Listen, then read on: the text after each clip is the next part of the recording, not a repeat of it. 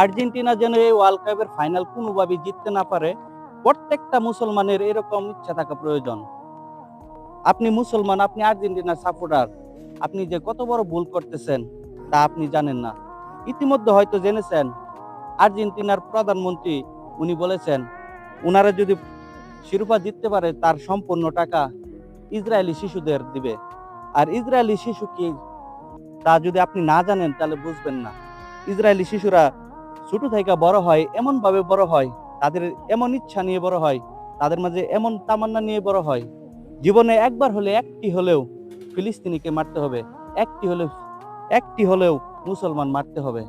আর সেই আর্জেন্টিনাকে জিতানোর জন্য আপনারা সেজদায় লুটিয়ে পড়তেছেন, হাউমাউ করে চিৎকার করে কান্না করতেছেন। আসলে আপনারা যে কতটা অবাগা বা কতটা ভুল করতেছেন তা নিজেও জানেন না। এই ভিডিওগুলো বেশি বেশি শেয়ার করে যারা না জানে না বুঝে তাদেরকে দেখার সুযোগ করে দিন।